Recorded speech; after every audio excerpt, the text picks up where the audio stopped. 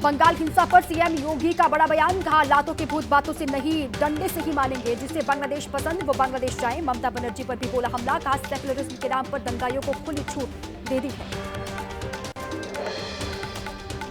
वक्फ act के विरोध में बंगाल के मुर्शिदाबाद के बाद अब दक्षिण 24 परगना को हिंसा की आग में झुलसाने की कोशिश, अब तक 9 आरोपी गिरफ्तार।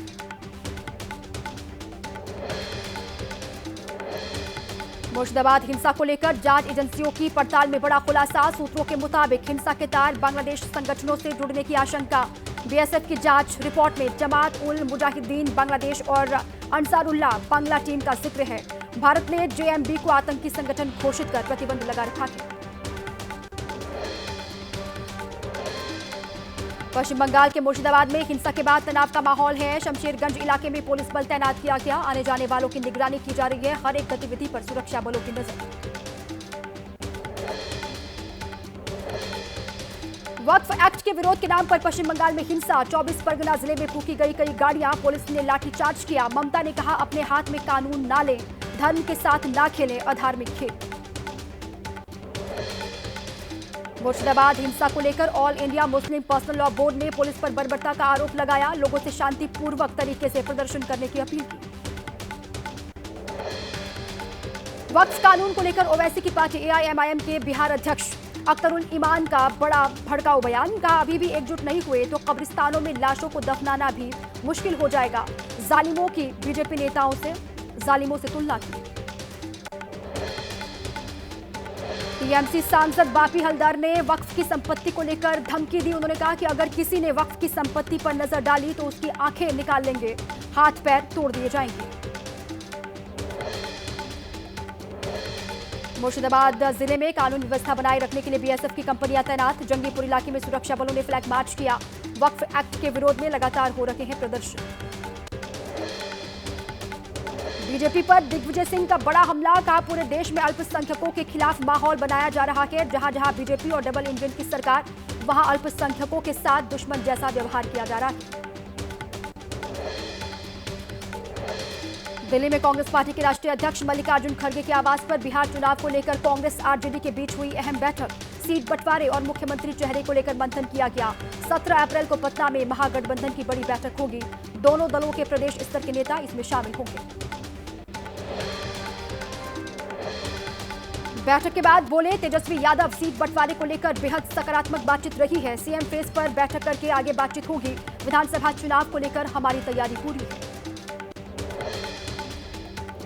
कांग्रेस आरजेडी की मीटिंग पर बोले बिहार के डिप्टी सीएम सम्राट चौधरी, कहा कोई चुनौती नहीं है, पूरा इंडिया गठबंधन लड़ेगा तब भी नीतीश कुमार ही बिहार के मुख्यमंत्री बनेंगे। कांग्रेस और आरजेडी की बैठक पर बोले जेडीयू नेता नीरज कुमार, कहा आरजेडी को उम्मीद थी कि आज तेजस्वी यादव को महागठबंधन का मुख्यमंत्री घोषित कर दिया जाएगा, लेकिन कांग्रेस ने तेजस्वी यादव को वेटिंग लिस्ट में डाल दिया। पशुपति पारस ने छोड़ी एनडीए, बिहार की एनडीए सरकार को बताया दलित विरोधी, कहा जो करेगा सम्मान उसके साथ करेंगे गठबंधन। सूत्रों के मुताबिक पारस के लिए महागठबंधन के दरवाजे खुले। पशुपति पारस ने छोड़ा एनडीए गठबंधन, केंद्रीय मंत्री जीतन राम मांझी ने किया दावा, पशुपति पारस के छोड़ने से एनडीए को नहीं पहुंचेगा नुकसान। अपने घर से ईडी दफ्तर पैदल ही पहुंचे रॉबर्ट वाड्रा, गुरुग्राम की लैंड डील के मामले में पूछताछ जारी। 8 अप्रैल को भी ईडी ने समन भेजा था, तब पेश नहीं हुए थे रॉबर्ट वाड्रा। एबीपी न्यूज से खास बातचीत में रॉबर्ट वाड्रा ने बीजेपी पर लगाया ईडी के गलत इस्तेमाल करने का आरोप, कहा जब भी लोगों के सवाल बुलंद करता हूं वो एजेंसियों का इस्तेमाल करते हैं, हर सवालों का जवाब देता रहता हूं, मुझे कुछ छिपाने की जरूरत नहीं है। ईडी दफ्तर पर रॉबर्ट वाड्रा के पैदल जाने पर मुख्तार अब्बास नकवी ने तंज कसा। उन्होंने कहा कि ये कुनबा कमाल का है जो करप्शन को भी क्रांतिकारी बना देता है। इससे पहले अगस्ता वेस्टलैंड मामले में भी कुछ ऐसा ही किया गया था। जयपुर में कांग्रेस नेता प्रताप सिंह खाचरियावास के घर ईडी की छापेमारी, आय से अधिक संपत्ति के मामले में ईडी ने रेड मारी है। अशोक गहलोत सरकार में मंत्री रह चुके हैं प्रताप सिंह खाचरियावास। रेड को लेकर प्रताप सिंह खाचरियावास ने कहा बीजेपी ईडी के जरिए अपना काम कर रही है, ईडी ने हमें कोई नोटिस नहीं दिया था, हमारे ऊपर ईडी का कोई मामला नहीं चल रहा है। पश्चिम बंगाल में 7 जगहों पर ईडी की रेड। बांग्लादेश से अवैध घुसपैठियों के खिलाफ छापेमारी लगातार जारी है। छापेमारी में एक घुसपैठिए के घर से बांग्लादेशी दस्तावेज बरामद। आगरा में एसपी सांसद रामजीलाल सुमन का एक और विवादित बयान। कहा, अगर हर मस्जिद के नीचे मंदिर तो हर मंदिर के नीचे एक बौद्ध मठ है। गढ़े मुर्दे मत उखाड़ो वरना महंगा पड़ेगा।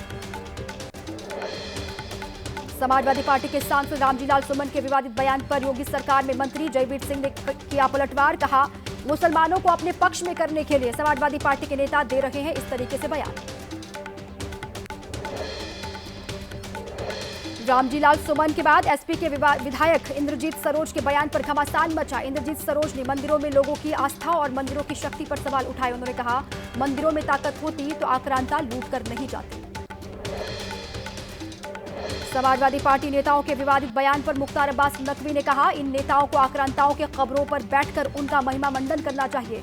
अखिलेश यादव को भी इन बयानों पर जवाब देना चाहिए। इंद्रजीत सरोज के बयान पर भड़की बीजेपी प्रवक्ता राकेश त्रिपाठी ने दिया इसका जवाब। कहा, समाजवादी पार्टी जानबूझकर एक रणनीति के साथ प्रभु श्री राम का अपमान कर रही है। सनातन के खिलाफ एजेंडा चला रही है समाजवादी पार्टी। बीएसपी प्रमुख मायावती ने भतीजे आकाश आनंदी की पार्टी में वापसी के बाद कल प्रदेश मुख्यालय में बुलाई बड़ी बैठक। मंडल और जिला स्तर के 300 से अधिक पदाधिकारी इसमें शामिल होंगे। सूत्रों के हवाले से खबर है, आकाश को दोबारा अहम पद दिए जाने की संभावना है। आज शाम आगरा पहुंचेंगे सीएम योगी आदित्यनाथ। डॉक्टर आंबेडकर की शोभा यात्रा में होंगे शामिल। रात 8 बजे तक मुख्यमंत्री कार्यक्रम में मौजूद रहेंगे। उसके बाद लखनऊ के लिए हो जाएंगे रवाना। ओडिशा के संबलपुर पहुंचे केंद्रीय मंत्री धर्मेंद्र प्रधान। श्री समलेश्वरी मंदिर में पूजा अर्चना की।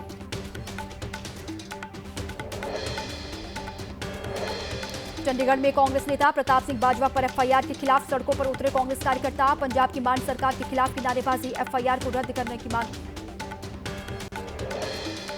पंजाब के मोहाली में कांग्रेस नेता प्रताप सिंह बाजवा के विरोध में आप कार्यकर्ताओं का प्रदर्शन। बाजवा के बम फेंकने वाले बयान का विरोध जताया गया।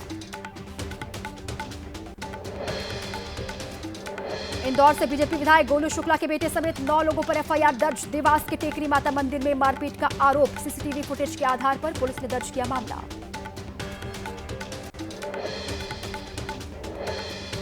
दिल्ली की सीएम रेखा गुप्ता ने जन संवाद कार्यक्रम में स्कूली बच्चों और अभिभावकों की सुनी फरियाद। निजी स्कूल प्रशासन की मनमानी और गलत तरीके से फीस वसूली को लेकर अभिभावकों ने शिकायत की। सीएम रेखा ने अधिकारियों को निर्देशित किया है।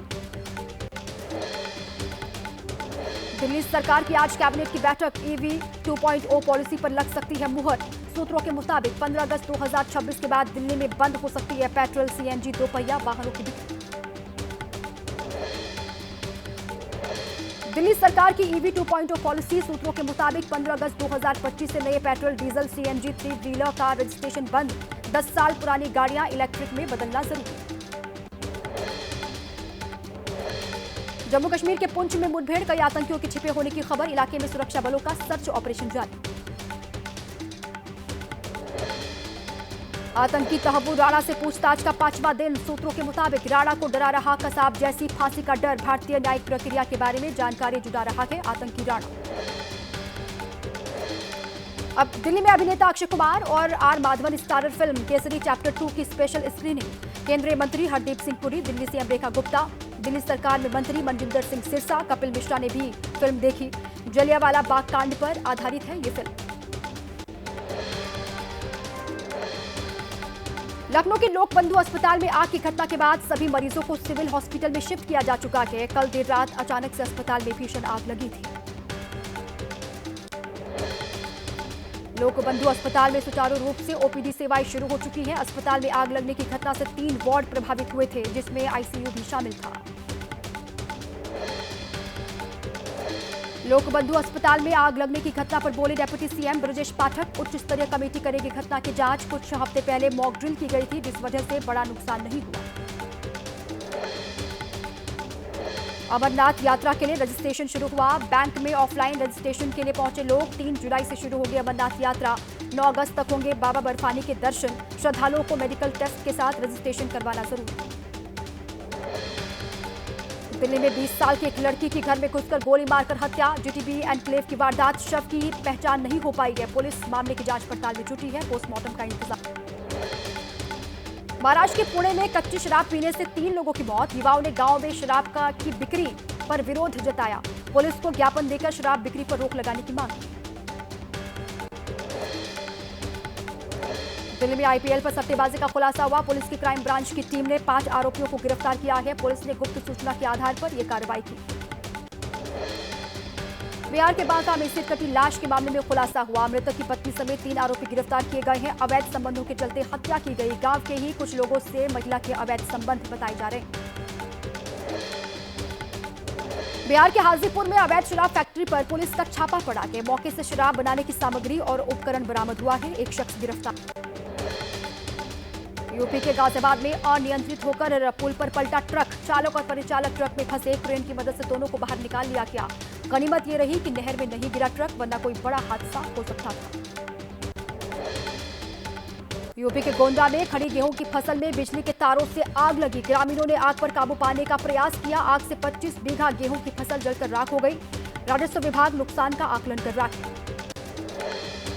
उत्तराखंड के रुद्रपुर में गेहूं के खेत में भीषण आग लगी। 9 किसानों के करीब 10 एकड़ गेहूं की फसल जलकर राख। समय रहते नहीं पहुंची फायर ब्रिगेड की टीम। बिहार के नवादा में आकाशीय बिजली से 15 साल के लड़के की मौत। आंधी तूफान से विशाल पेड़ टूटा। कई मकान क्षतिग्रस्त हुए हैं। तेज हवाओं के साथ बारिश से बड़ा नुकसान हुआ। महाराष्ट्र के जलगांव इलाके में बारिश के साथ गिरे ओले। ओलावृष्टि और तेज हवा से केले की फसल को नुकसान पहुंचा। किसानों की कई महीनों की मेहनत पर पानी फिरा। बिहार के नवादा में बारिश और ओलावृष्टि से फसलों को नुकसान पहुंचा है। खेतों में खड़ी फसल बर्बाद हो गई। मुआवजे की आस लगाए बैठे हुए हैं किसान। छत्तीसगढ़ के रायपुर में सड़क में बने गड्ढे में गिरे 3 बच्चे। एक बच्चे की मौत हो गई। 2 बच्चों को बचा लिया गया। सीसीटीवी कैमरे में कैद पूरी घटना। हरदोई के जिला अस्पताल में बत्ती गुल होने पर हाथ से पंखे से हवा करते मरीज दिखाई दिए। भीषण गर्मी में भी अस्पताल में नहीं है जनरेटर की सुविधा।